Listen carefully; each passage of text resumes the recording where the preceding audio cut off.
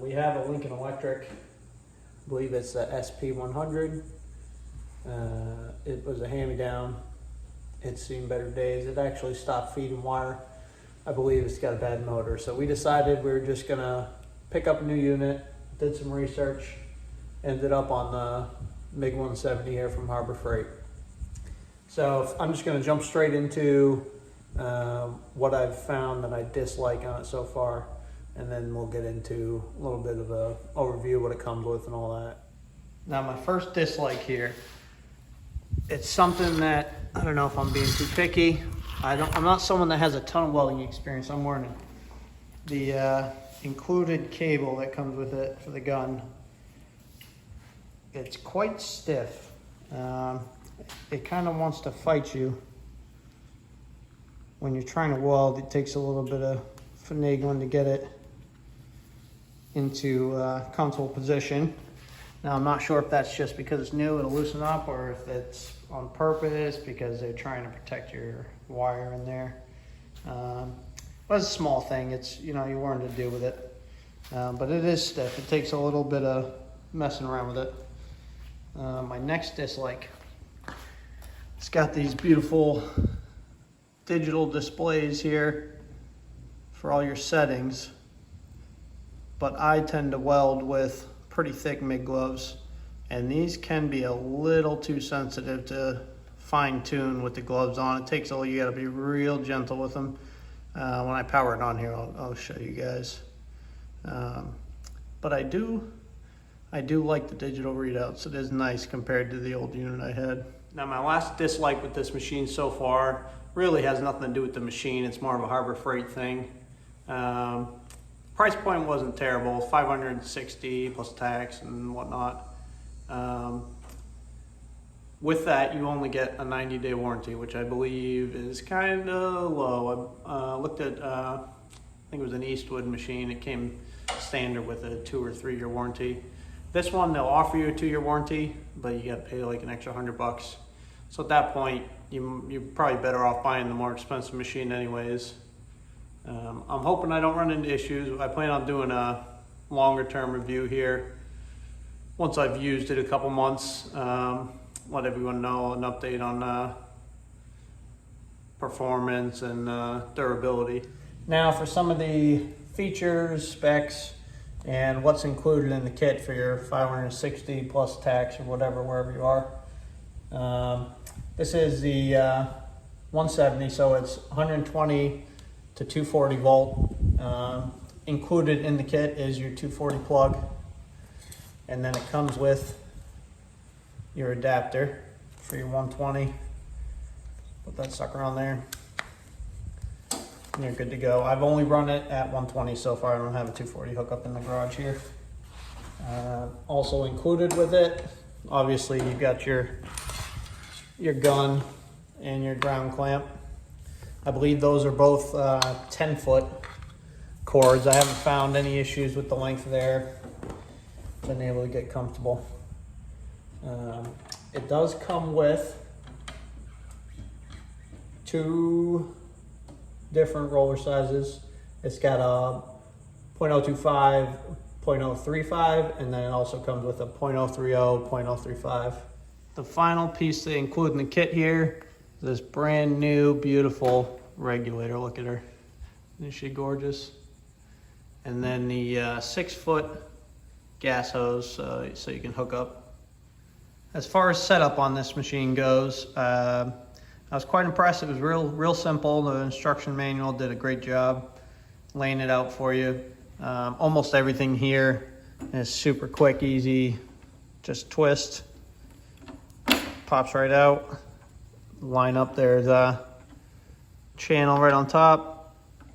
Line up your channel, twist it right back in. This one is the only one here. It's got a collar, and then it does have a little pin on the top so you can set your, clicks right in. The only thing that you have to do here for the gun is there is a wing nut here. After you make sure you slide that gun in all the way, you insert the wing nut, locked in, good to go. Nothing you got to do here. Setting up your wire feed here was again pretty simple. Got your tension adjustment here. They include a little chart. Let's see, it says for your solid anywhere between 3 to 5. I've been running it at 4. Seems to be working out good. Pop that out, she pops up. At this point, if you want to, you can change out your roller to a different size depending on what you're running. I'm running the .025, so that's what side I've got it on. Put your wheel on, feed it in. I think I recommended like roughly feed 12 inches in, close it down, pop your tension back somewhere around 3 to 5. And then that's when you start the unit up, start pulling the trigger, and she should start feeding here. Now we got her plugged in, everything's hooked up the way the instructions said. Your on-off switch on the back here, and then the other important one here, you got your 120 and your 240. I'll show you guys in a second if you forget. Maybe you're someone that's gonna run it both from time to time. It'll just pop up an error for you if you've got it plugged into the wrong one and the switch on the opposite. Give you an error on the front, just flip the switch and she'll be good to go.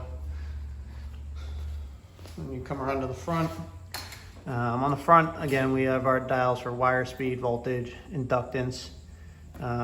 This is where you'll get your error here. And then over on this side, something I've never messed with, still haven't explored it, is your 2T, 4T function on this. 2T is touch, T stands for touch. And this is just a original old school, pull the trigger, start welding, release the trigger, stop welding. And I guess the 4T is the pull the trigger, start welding, release the trigger, and you keep on welding. And then you've got to re-pull the trigger and release it again to stop. Might play around with that at some point, but I haven't yet. And then our final switch is your MIG flux or your spool gun. I don't have a spool gun. I probably won't mess with that too much. So she stays on MIG flux. Now, let me pop our power switch on here. You get some pretty Christmas lights. Got all your different alarms that could happen up here. So this is, I've got it on, came up, I don't know if you guys can see this here, I got some glare. Came up with an error. That should be simple fix. We come back, we're running 120, we have the switch. And we are good to start welding. I do love these dials. Easy to get an exact number. Like I said, the one thing I've been finding is the gloves I use tend to make it a little bit hard to get if you're going for an exact. It moves pretty fast. I'm barely touching it right now and she's jumping around. But it's not a real loud unit.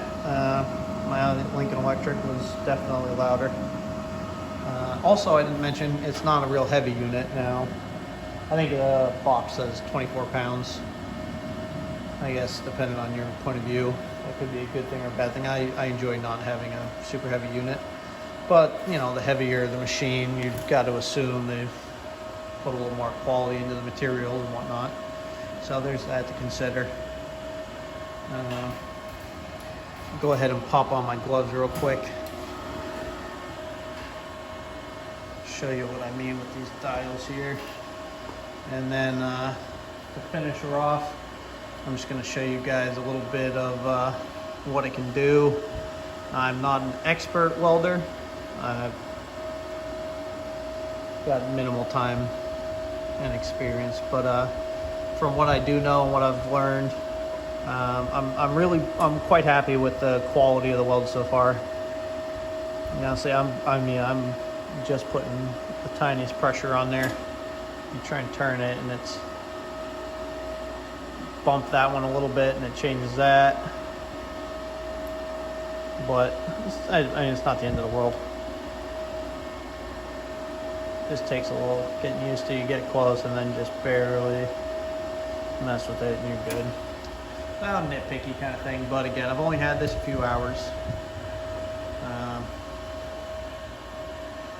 Had to have something to dislike, right?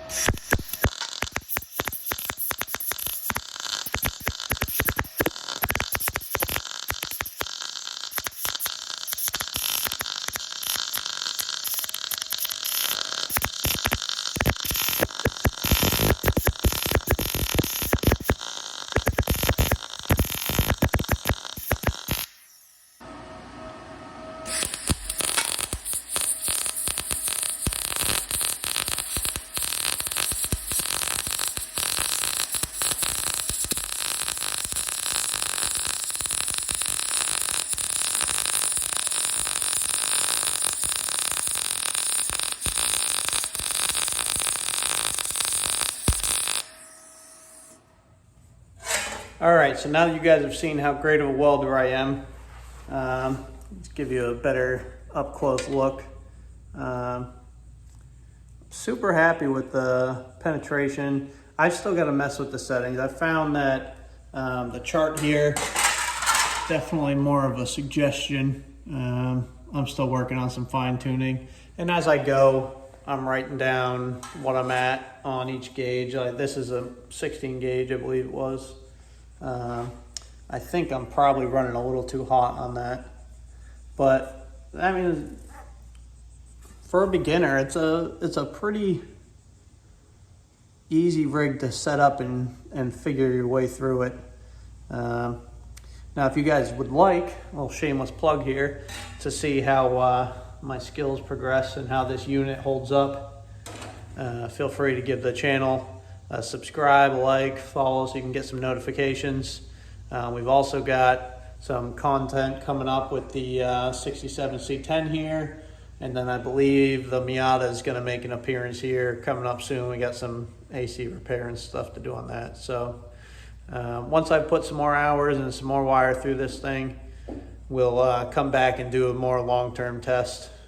Until then, we'll see you guys later.